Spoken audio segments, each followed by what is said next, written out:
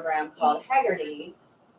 It's a phonemic awareness. So phonemic awareness and phonics, phonological awareness, they're all different terms that are related, but just a little bit different. So I'm going to start off today talking a little bit about phonemic awareness. Our county started using this program, I think probably like 2 years ago, maybe 3. It's been kind of recent. But it's been a really good addition to our program. And so every day in kindergarten, first and second, they use Haggerty.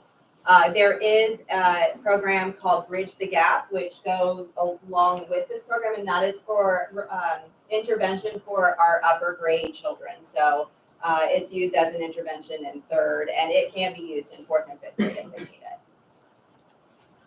Sorry, I guess I skipped ahead a little bit. Okay, so phonological awareness is basically like an umbrella term that encompasses a lot of different skills. Starting early on at the word level. So, when your child enters preschool, and even before your child enters preschool, they're experimenting with rhyming and some like alliteration that you see in books. So alliteration is an example of like a sentence where all the words in the sentence start with the same letter. So bold, big, brown bear. So lots of children's literature, when you're reading aloud, they're exposed to those very early word level skills. Another skill would be if you told your child a sentence like "I see the dog," your child is then able to recognize that sentence has 4 separate words in it. So that's like at the early word level, and then at the syllable level. We start, even in preschool, they'll start something like that. And then in kindergarten, we really work on that. So, you'll clap out the syllable. So baby, right? 2 syllables so that they can start to take it a little bit further into a smaller part into the syllable level. And then after that, onset and rhyme. So a lot of times, children will learn to read words like they can do the beginning sound, right? And then the rhyme part, like the app, right? So app, app. And they do some work with that, like changing the initial sound, but keeping the ending of the word. And then that leads us to the most advanced skill in phonological awareness, which is phonemic awareness. And that's a very important pre-reading skill. So children need to be, pretty proficient in phonemic awareness in order to be able to decode. So that phonemic awareness would be, okay, so if the word is moon, the word moon has 3 phonemes, oo, mm. And so then we teach the children, further on when we get into phonics, the graphemes or the letters that go along with those sounds. So it's important for them to be able to separate the sounds, and then they'll learn the spelling patterns that go along with those sounds, so then they can spell words and decode words when they're reading. So that is basically, if you hear these terms, phonological awareness, that's the big term for all of those pieces. And then phonemic awareness is being able to separate and segment sounds within words. She's much better with technology than I am. This is Lindsay. So this is an example of what a Haggerty book looks like. So they use this. This is a kindergarten book. But it goes along with, last time we talked about the Virginia Literacy Act.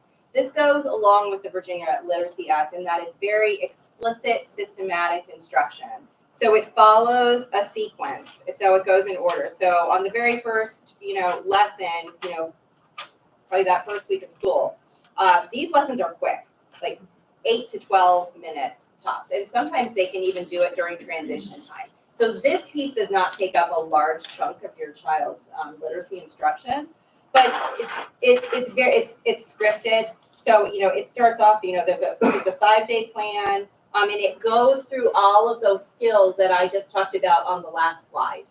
Recognizing initial sounds in words. I'll give you an example here. Yeah, like rhymes. Like for example, this is a kindergarten lesson on a Monday. The teacher gives an example first. I'm going to say the word funny. The first sound I hear in funny is. So when I say the word, you're going to repeat the word and say the first sound. So the teacher would say, funny, and then point to the students. The students would say, funny. And then they go through a list of a few other words. So, the quick, quick. So it starts out at that very, early, can I recognize the beginning sound?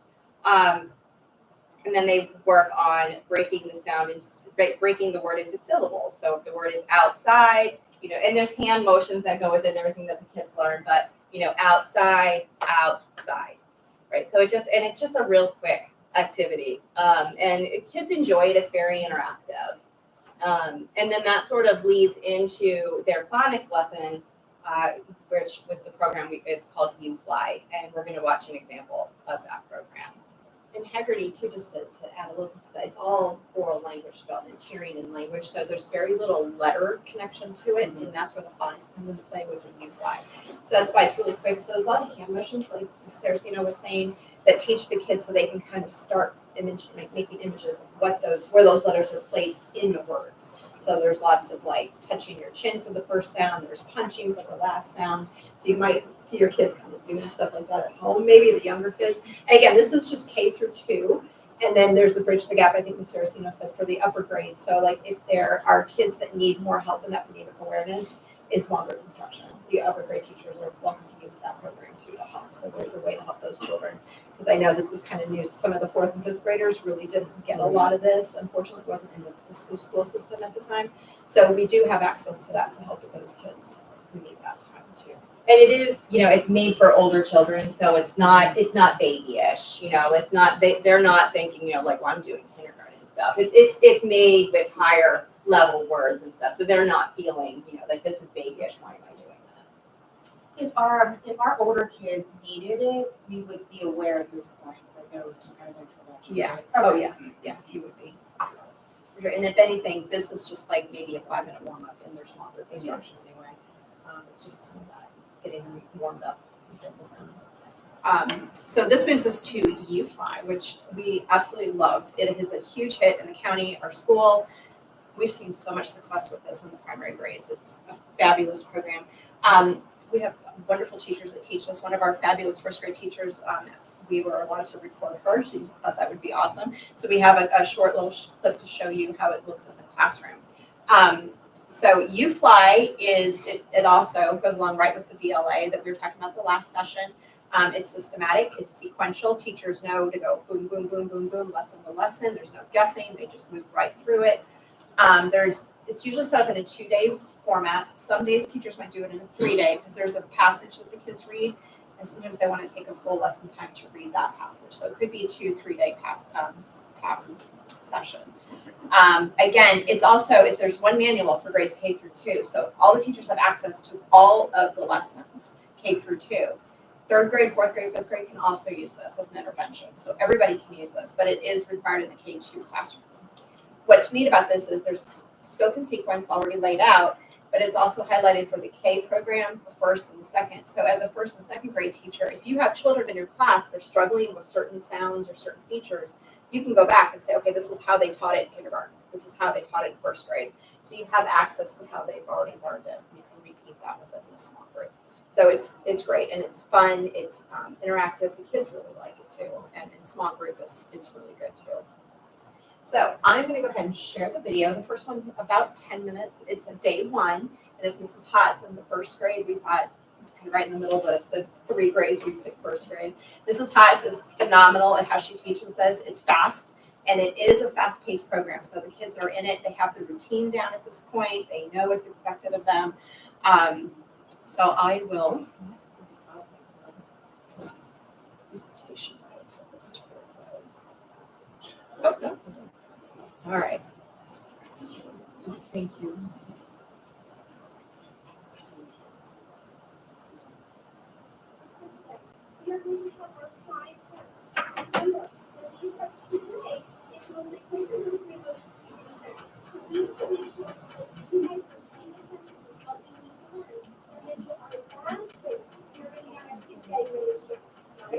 Remember, when we do our sounds, when I point to you, you tell me what word you're hearing. Okay. I see. Eggs. Eggs. Eggs. Eggs. This one's longer.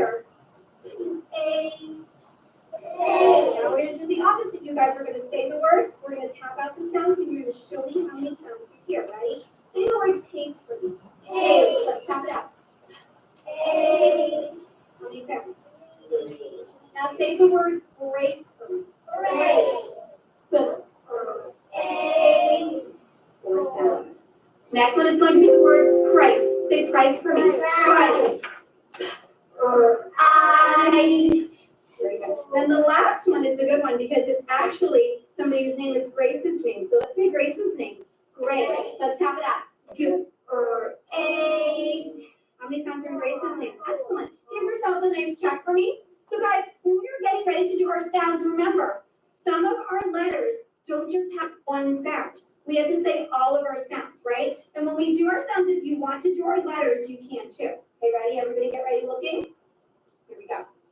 A spells a and a. Remember, that's 2 sounds. I spells it and I. Make your O. O spells aw and O, like open. E spells egg, like the edge, and E, like our eagle. U spells and stop for a second. This U one is tricky. Remember, it goes oo like a spoon, and U like a unicorn. That one has 3 sounds. NK spells ink. NG spells ink. WH spells w. Remember, w. Excellent. PH spells, remember, bite down. CH spells sh. TH spells, there's 2 sounds. Let's do this first one first. And like this box. SH spells shh. Now let's help me. CK spells. Now FF spells, bite down on it. LL spells oh. SS spells ZZ spells z. Now S has how many sounds? 2. S spells and give yourself a check. Excellent. So guys, the next part, if we remember for our sounds and our letters, you guys are going to use for me, I'm in a double game. We are going to use either the air to write it. What else can we use? Our hand to write it. Or we can use the floor to write it. So I'm going to look to see who's helping me out, and you're going to match them with mine. Okay, guys? And I might have some friends come up to draw it if I see you guys helping me. I want you to write on your hand in the air or on the ground the letter that makes the A sound. Right for me. Magic C, I'm like a helicopter, bump that cannon, bump. What's that letter going to be? A. Now, can you guys tell me the letter that makes, can you write for me the letter that makes the A sound? Yeah, what do you notice about that one? It's the what? The same one. A spells A and it spells A, right? Everybody erase. We're going to do 3 more. Ready? Next one I want you guys to write for me is the one that goes U. Write the letter that goes U. Thank you, Sophia, for helping me. Good job. Thank you, Ashley. What's the letter that goes U? So I can write it down. Good job. Thank you. I'm calling on Ashley because she's doing such a nice job. Excellent. Look how nicely she's writing it. Excellent. Can you guys do that one more time in the air so we remember how to do it? Now erase. 2 more. I'm going to give you guys the tricky ones now. I want you guys to write on your imaginary whiteboard in the air, on the floor, on your hand, the ones that go ing, and it's not just one letter. Oh, thank you, Grace. Thank you, Goddess, for doing it. Let's see. Do it for me. What letters are the ones that go ing? What is it going to be?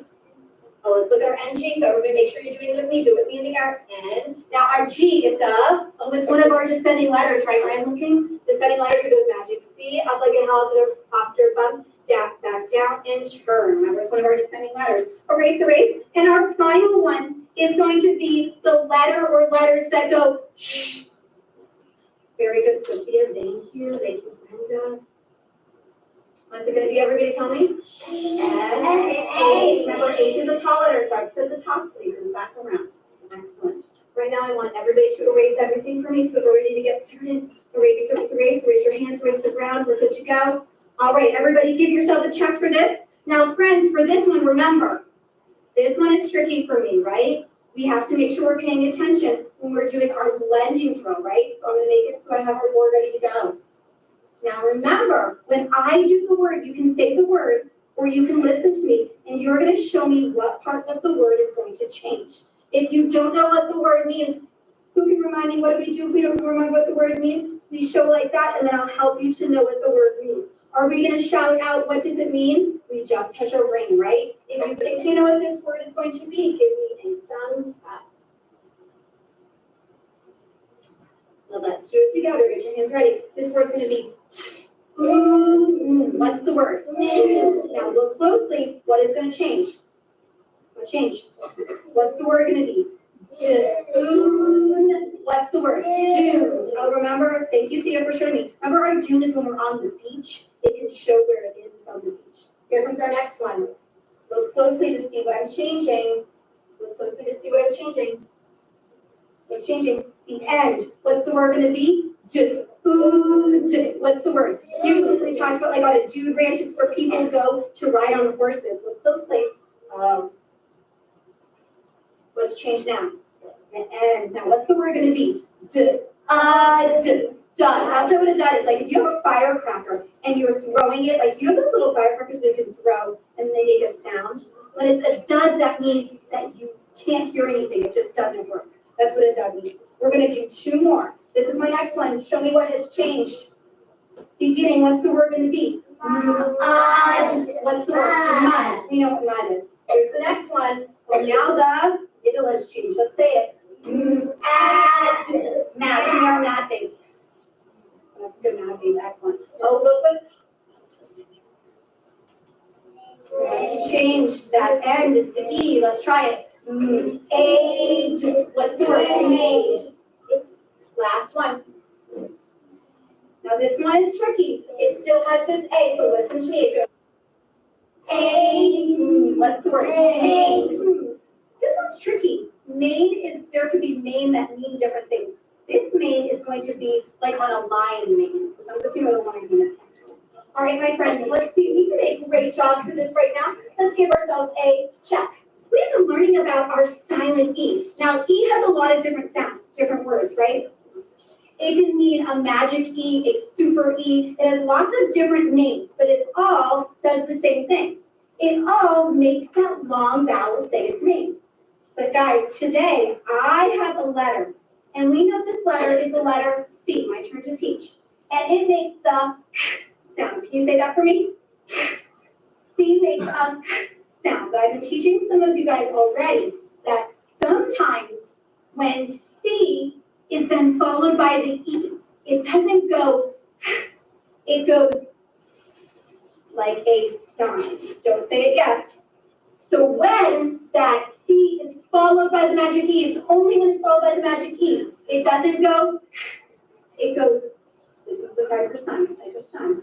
Like in the word rice. If I was stretching this out, I would go, I, it doesn't make a sound. So when we have that sound, it goes, our sound is going to be a continuous sound. If we remember with our continuous sounds looking, it's going to go like this. We stretch it out. This is continuous. Everybody watch. Touch ours. It's continuous, and it's unvoiced. It does not make a sound. So everybody go like this. Watch me first. My turn. Now it's your turn. Try it again for me. Like a sun. That was such a good job. So then I added my CE because sometimes the sound has a CE. There are 3 ways now to make this my turn. Now you're going to watch who read. Who's going to read? You. What are you going to do? Listen. I don't want to hear you guys read it. I'm reading it. Here I go. I see that CE. It's going to go. The word is pace. I'm running at a fast pace. Now this one is tricky. Listen to me looking up. I love that Brenda is looking up so that she knows what the word is and not saying it though. Look. Eyes. Twice. That's like 2 times. Okay, ready to read together? I'm going to look at pace. Place. Place. Space. Raise your hand. What do you guys know all these words. Raise your hand if you noticed something. Theo, what do you notice about all these words? They all have ace and they all rhyme, right? They all end in ace. Say this one. Trace. Ice. Oh, there's one that doesn't belong, that doesn't rhyme. Thumbs up if you know which one does not belong. Which one does not belong here? Do you know? Ice, because it doesn't rhyme. Face, race, place, face, trace, ice does not rhyme. Let's keep going. Mice, nice, price. What do all these words do? Rhyme. You guys are gonna watch me spell in a minute when I'm gonna have to do it in the carpet. I'm gonna spell one word quick, and then finally I'm gonna let you guys work, okay? So here's my one word, and then you guys are gonna do 4 words for me. I'm gonna do the word nice. If you guys wanna write the word nice with me on your hand or in the air, you can. So I'm gonna say nice. Let's tap it out. I. Oh, so this word I know, I, but then I hear the sound. So it has to be the C-E. And I'm gonna draw a picture of being nice, right? We can draw a picture when we're done. All right, guys, I'm gonna look to see when we go back to our seats, who is ready with their marker in the air to. So that's a video of Mrs. Hash. She is rolling. She's good with this. And as you can see, the kids are pretty involved with it, just kind of responding to her. The next day, we're going to watch at our next session. That's day 2, when they do a lot more encoding, the writing piece and the spelling piece with this. So we'll watch that part the next session. But today, it was a good taste to show you what phonemic awareness is, how it's taught in the classroom, and then starting that phonics, starting the letters that connect to those sounds. Some of the things I just wanted to point out too is you can see how UFlight really connects to the BLA recommendations that is required in the Virginia Literacy Act. There's a lot of the I do, we do, you do. There's a lot of that up there. Mrs. Hott, she made sure they paid attention. She modeled for them what she expected. They practiced whole group, and then she had them practice on their own. It was code-based. A lot of it is code-based where there's a lot of work with the sounds. And what's interesting is if you watch carefully, she does a lot of with her mouth. She talks to the kids about what do you feel? What are you seeing? How do you feel your mouth making those sounds? She talked about this being the lengthy sound, right? It's not a chopped ending hard sound that ends. So we really dialogue with the children about those sounds and really digest just one little sound and how much there is to know about that sound, which will help them in their encoding eventually. So you'll see some of that on the next session. She also tied in some vocab development with that. Like she talked about Maine. Like there could be some kids who don't know what Maine meant. There's different meanings of Maine, so they talked about that briefly. So she brought in that vocabulary development too, that language comprehension piece to it as well. So, yes. Do all the teachers do that? Yes, K through 2. Yeah, I mean, it's just kind of in the moment. It's like one of those teachable moments we call it. So, but yeah, vocab development is, it's definitely taught throughout the day with every subject. So any other questions on this particular piece? I have one more short video to show you. And then we can maybe Have a quick, Yeah. for context, like how was it taught before, like for our older kids? It wasn't. Okay, because this seems like confusing to me, like as an adult, I'm confused by some of that, so I could easily see how my 6-year-old would not be able to follow some of them. Oh, they do. Like a lot. Yeah, they do though. It's Okay. this is, you gotta remember, this is mid-year, so it's Yeah. been gradually taught to them from the beginning. So there's a lot of routines. Like the first couple weeks, the program actually starts with like 10 lessons, I think, of just building routine. So the kids understand these different piece parts, but yeah, they roll with it. They know it. Like they know how. It was amazing. A lot of growth. Yeah.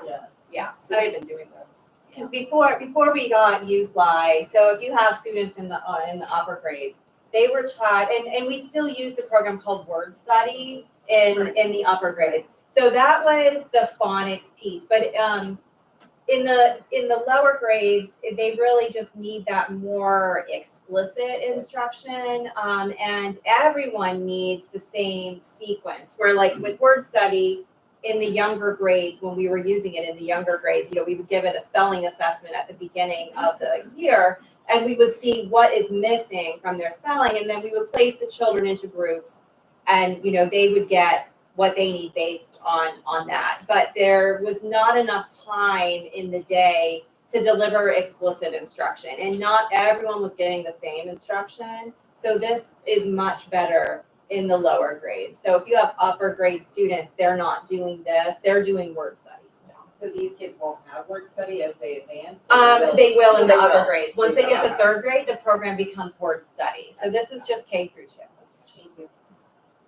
How have you seen any change in this current, like, the first graders now, like, who've now had 2 years of this?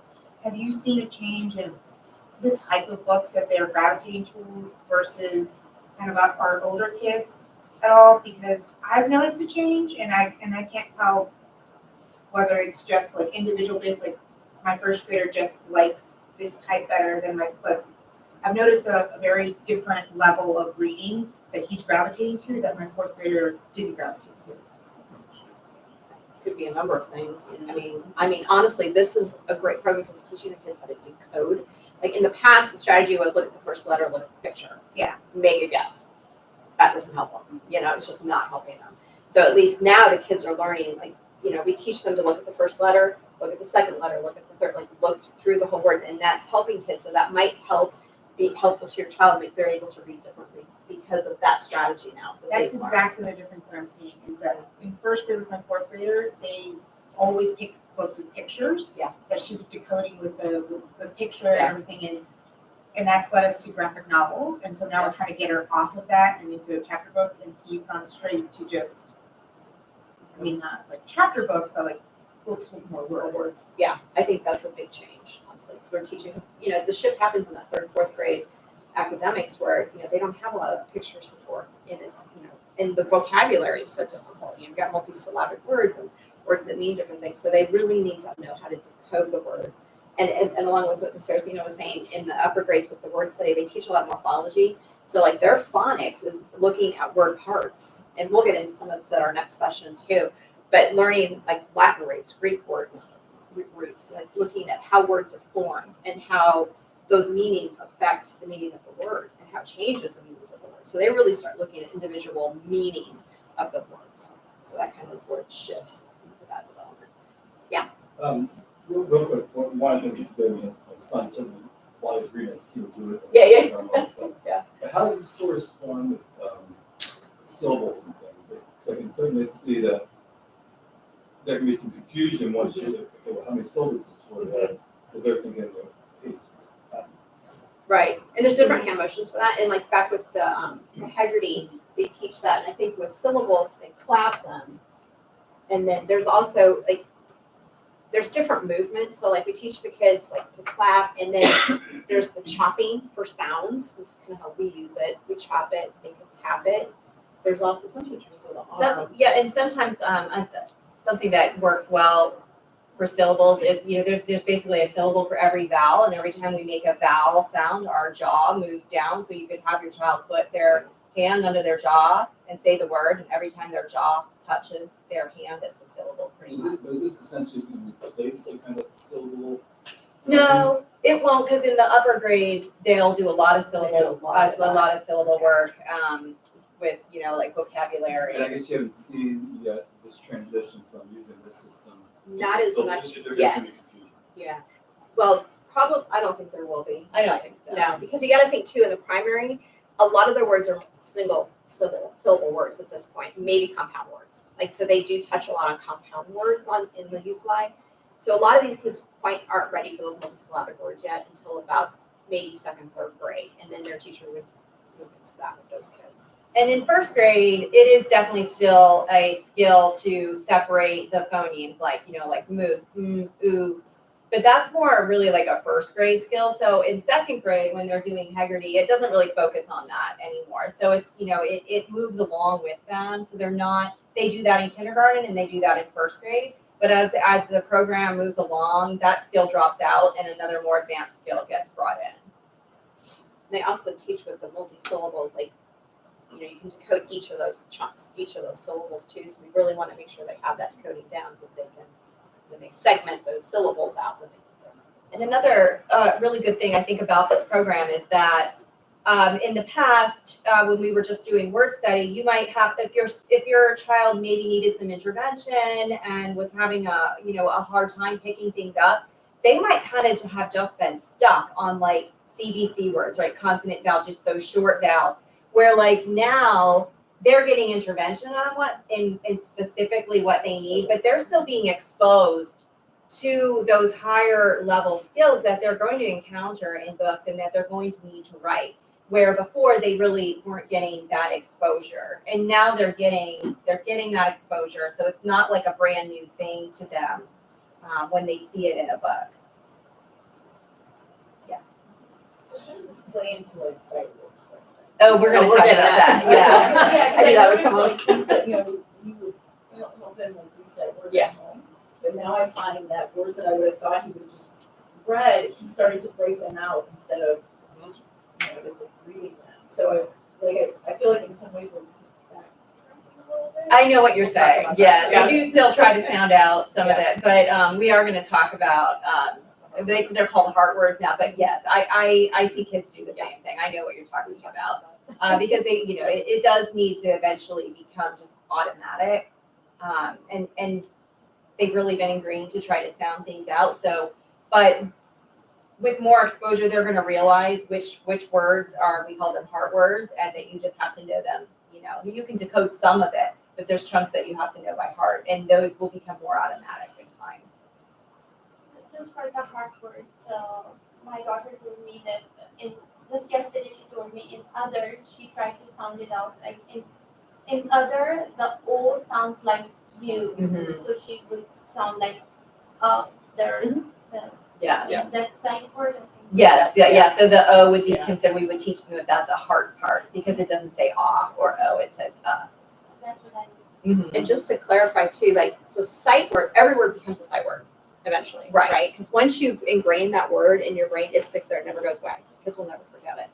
So every word will eventually, you know, every word that they, you know, not every word, but their sight words are words that they just know by sight, by fluency. They don't have to decode. A heart word are words like they used to call them the high frequency word, like the Dolge word. yeah, Dolge fry words. Yeah. So now we call them the heart words because, like Mrs. Saraceno said, there's every word's decodable, but there might be a piece that doesn't fit the mold, right? It's the outlier sound. So you have to just memorize that. You know it by heart. That's why we call it the heart word. So like in the word other, you can decode that. The kids would think it's a U. So if your kid spells it with a U, it's actually, I call those good mistakes because they hear the phonemic sound but they don't know it's an O. So we have to teach that. And then they can decode that. If they've been taught that digraph, the TH, they can write that. And then the again, the ER is something that they will learn, but it might be a hard part at the time because they haven't learned an ER combination. But if they just have an R, again, that's a good mistake because they identify that sound. So kind of playing with those, you can see where they are. So if we are doing practice at home, because I've noticed all the hard words, teacher encourage the kids to use in their writing. So like, is it okay if I tell my daughter to just remember it by heart? Like was is WAS? Yep.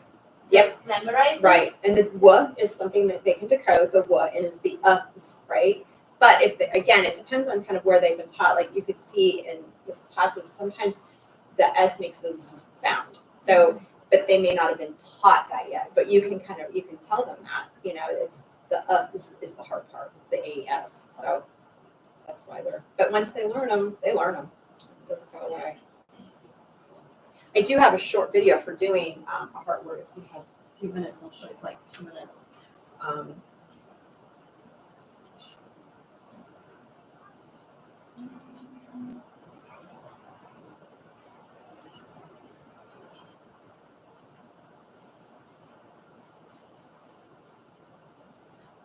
All right, my friends. So today with our heart words, guys, we are going to actually ready. Look. We are going to practice reading some of our heart words, and then we're going to practice spelling them. Now, this week they are all review. So when you see the word, say what it is. Ready? Well, that was just ours, but you guys know. Here's the reading. Say the word. Who. Can you guys write who in the air? Remember, with who, it goes who. That's part of our hearts. Say this word. Write it in the air. Write it on your hand. Erase. What's this word? Write it for me. Thumbs up if you've written it. What's this word gonna be? Write it. Now, guys, we are gonna review the word once. So everybody watch me for a second. Don't do it yet, you're just watching me. When I say the word once, say the word once for me. Once. Once. This one is a tricky one. One, I hear. One. I have my O here, my N here. But wait, you know, we just realized, guys, this is no longer a hard part anymore. Because we know now that what makes this sound is CE. So it's a little bit tricky sometimes, right? But when we do once, we remember, guys looking, that when we do our ones, it's kind of tricky because we hear the look sound. So we have to put our heart here. And before this was a heart, but I'm still gonna keep it as a heart just because we were still practicing that. Can you guys please take out your markers and can you guys please code the word once for me? I'm gonna show you again what it looks like so you know what you have to do. Oh, yes, I'm. So for the sake of time, I'll just stop it there. So friends, But here's where she would just have them practice it on the whiteboard. So they have all materials behind them. So of course they have been practicing how to manipulate all these materials. They have whiteboards, they've got markers. So they pull them out and then they practice it. We will talk more about the encoding of the spelling piece at the next session. But you can see when she was writing that, she drew some boxes up there. I don't know if your kids have come home and done some of that. But those are what we call the sound boxes. So they have a box for each sound. So like in the word once, it's what, that's a tough one. So she drew the boxes, and then they think about what sound, what letter makes that sound, and they put it in those boxes. So that's why she was doing that. And these are the pictures, like the kids see those, so they're able to identify what part they have to memorize and what part they can decode. But they already been taught that. So it's a very quick version of that they do. And then once they've taught that, we kind of expect them to keep using that word correctly in their writing. That's a quick version there of UFly. Yeah, so we also have a couple things to share with you that you can do at home. Yeah. So some of you might have seen these half sheets come home with you, and if you haven't, we can definitely reach out to the teachers to see if they can send these home. So after each session has a little half sheet for parents to help support you at home.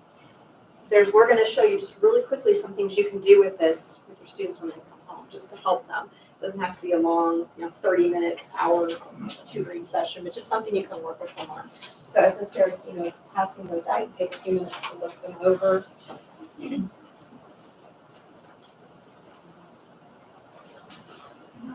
Yeah. I know you guys probably already cleaned so this is decoding more like a pronunciation, decoding help the kids to break down the words and help them to spelling. Is there any way for their decoding for the meanings? Because for the kids getting older, they're doing The meetings. the meanings, so they probably cannot understand all the single words in the big chapter books. Oh, yeah. Yeah, Yeah. but they were trying to, for my kids, she's sometimes trying to understand what the words she doesn't know and trying to get her Absolutely. the whole picture. Exactly. Right. Exactly. So as they get older into those multisyllabic words, like I was saying, they teach them the parts of the speech or the parts of the morphology of the words and also parts of speech. So we're also teaching the kids, like what are nouns, what are verbs, so you can kind of see where they're placed in the sentence. Right. And that kind of helps sometimes with the context sometimes. It is difficult when they don't know the word. That's why this phonics is so helpful, because that's been a problem for these kids because there's no pictures and all that. So what happens is they really try to teach the kids the parts of that word. So like if there's affixes, if there's prefixes, suffixes added to the word, how does it change? What's the base word? Start there. Take all those other endings off. In fact, they start this even in second grade. They teach them ES, ED, ING endings and how that changes verbs to maybe a noun or a noun to a gerund. It talks about all that.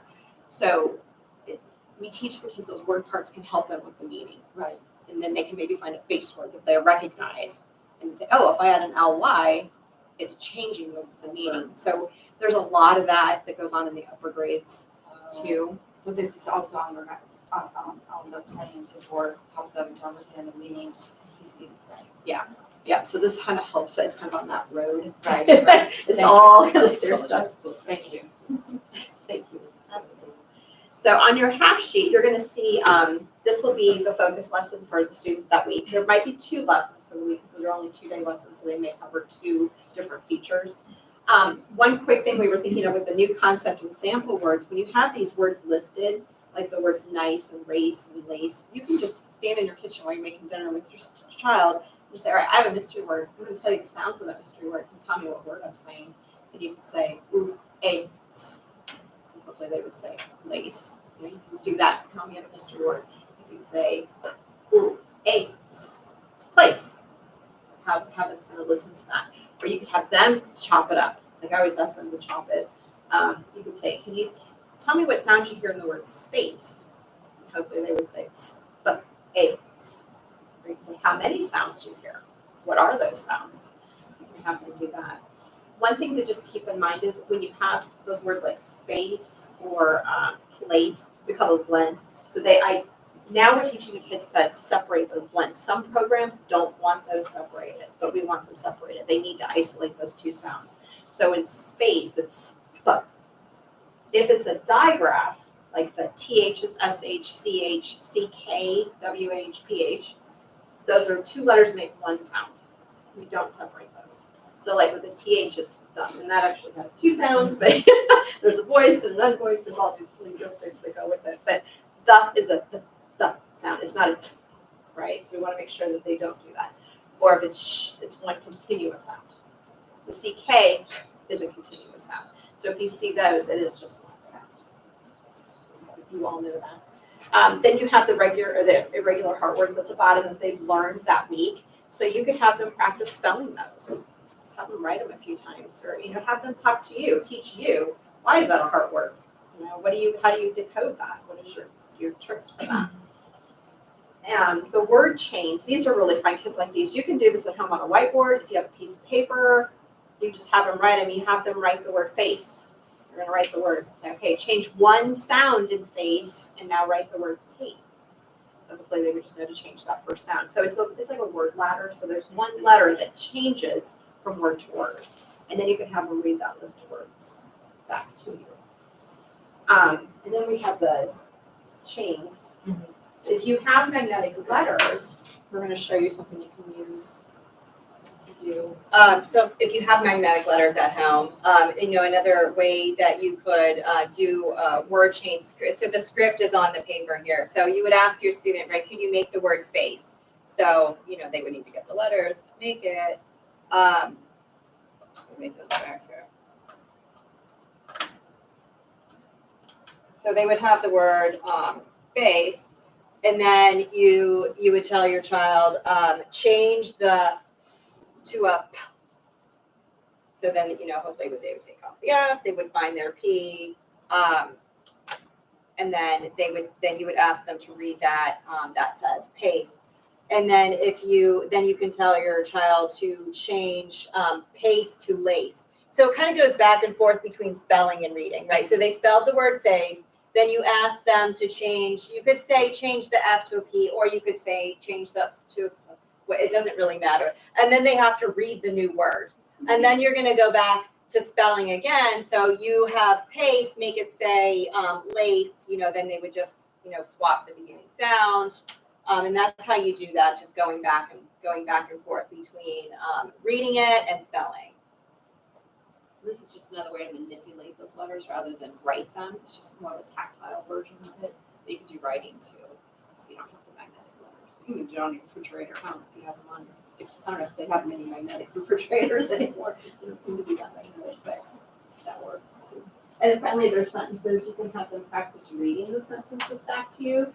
And all those words they should be able to read at this point. They've been taught those features. So everything should be decodable in or a hard word that they have learned.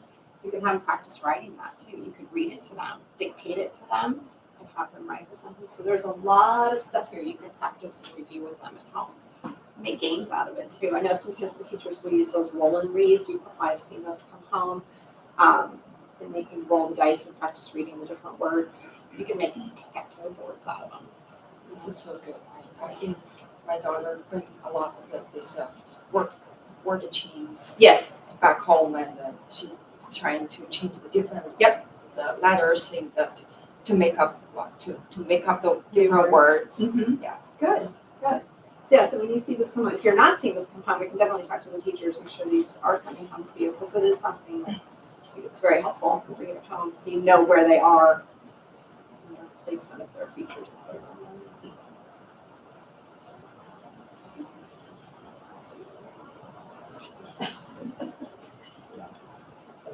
Yeah, any other questions? There's a lot of information, lots of changes going on with the reading, the good ones.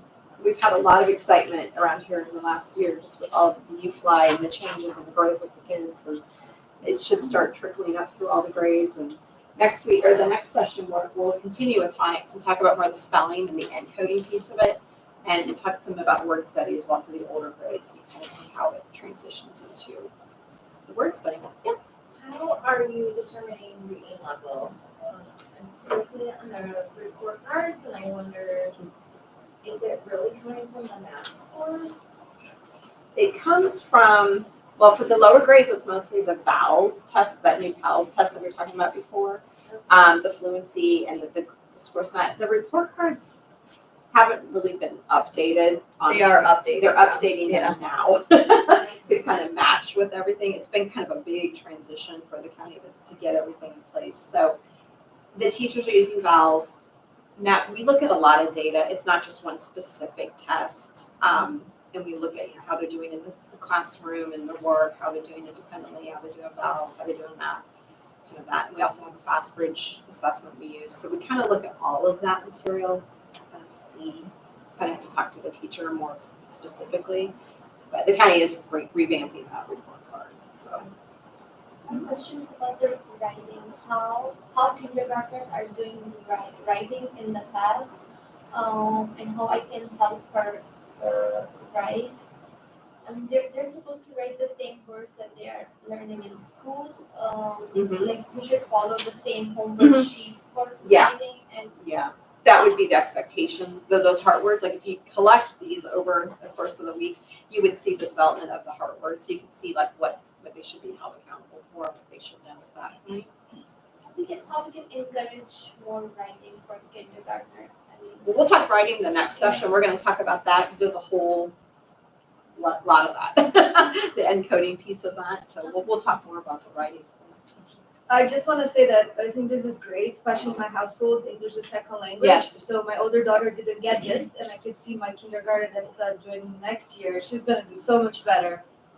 And so this is awesome. It is very helpful for those kids, everyone. I mean, it's just, it's code-based, so it's interesting because it's teaching these kids the code of our language, and it is decodable. Like you can memorize it and understand it. And like just one example, like with that CE, it's so cute. I have a little girl who has a CE in her name, and she said, now I know why some of my friends spell my name with an S. Like, she just kind of, it's cute, the things that they observe, and it'll help them as they get older. They'll start seeing the rules of our spelling. And spelling is a big issue, right? And kids just don't know how to spell. And this is going to help them. There's rules to it. It's going to help them throughout for ELs and our general ed students. So. I second that comment. This was so useful for me because this part is the easy part. This part, it was like a mystery. Yeah. So, for those of us who didn't grow up in this country, English is a second language.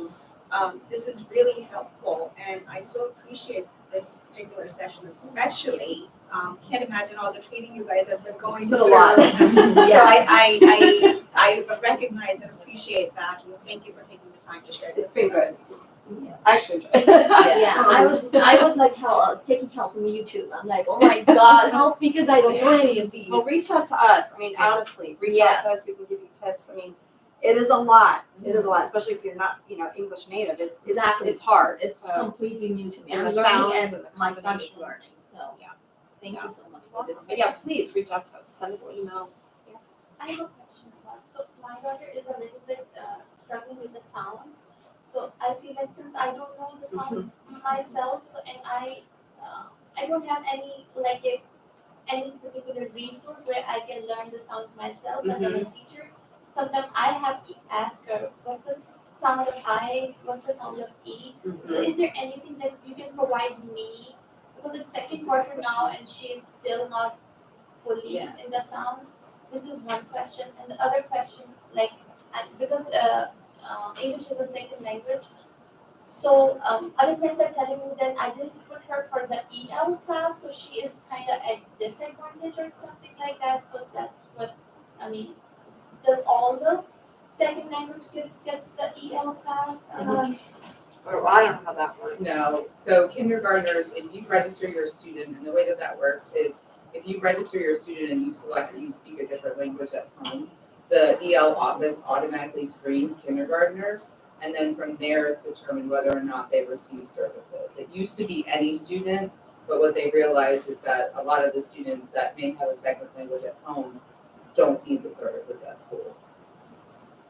Okay, so then because she speaks English and then Right. in preschool also she speaks Right. English, so I put English for her. Yep. She was speaking English. Because that's what, yeah, and that's what you should have done. So I feel like they're continuing to change the way that they do EL and do the services. So I know that this was the first year that they really screened kindergartners before saying they qualify or they don't qualify. You're always welcome to, we have the Welcome Center, the EL Welcome Center. If you go on the website, you can contact them and ask them if there's anything that you could do, or I don't know if they'd be willing to screen her now at this point, because you asked. I was just thinking maybe that's why she's behind the sound or something. It could be a piece of it, but I mean, she's getting the direct instruction. I don't know if she has an MTSS plan. But if her scores were not where she needed to be right now, she would have an intervention plan. And you would know about that. So if she doesn't have an intervention plan, take a breath, you're good. And this is core, so the whole class gets this, and then if they do have an MT, or if they need additional instruction, they get it tweaked in a small group. So they may reteach the lesson, or they might just tweak it, pull pieces, like, Mr. saying, like if there's pieces of it that they're missing, we'll just teach it to them. Yeah, sorry. So for the kids that are in the higher levels, that didn't get this, and as a parent, you feel like they could benefit from it, how do they work with this?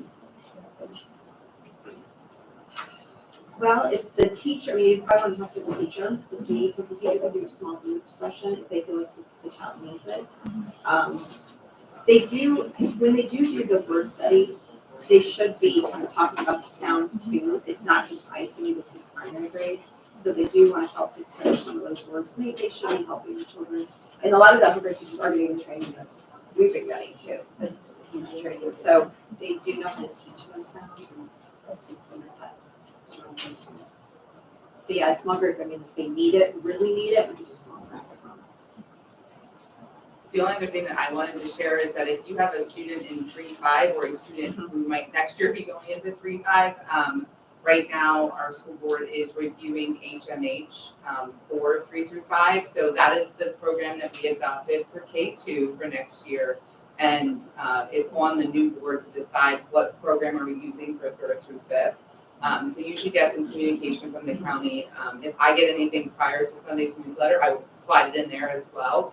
But they are asking for community feedback and input from the school perspective. I will say that we are hoping that we adopt HMH so that there is continuity from K through 5.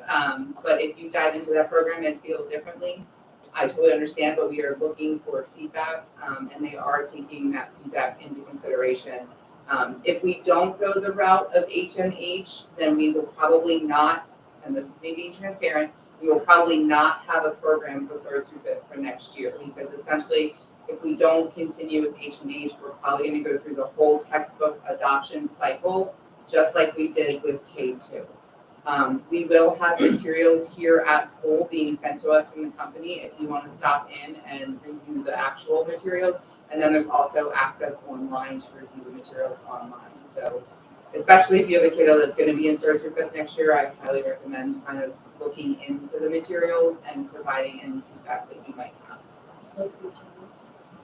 Hope Mifflin. It's just Oh, it's the, okay. it's just the company, yeah. Sorry. Yeah. all the acronyms in education. I can't talk at home The without being government's like, just what does that bad. mean? So I get that. Thank you. Well, thank you. Again, don't hesitate to email us anything. I mean, if you need some more support at home, let us know. We can get some resources for you. Thank you. We'll have our next session. We'll talk more phonics part 2. It'll be more the encoding and spelling sessions. Thank you. Thank you.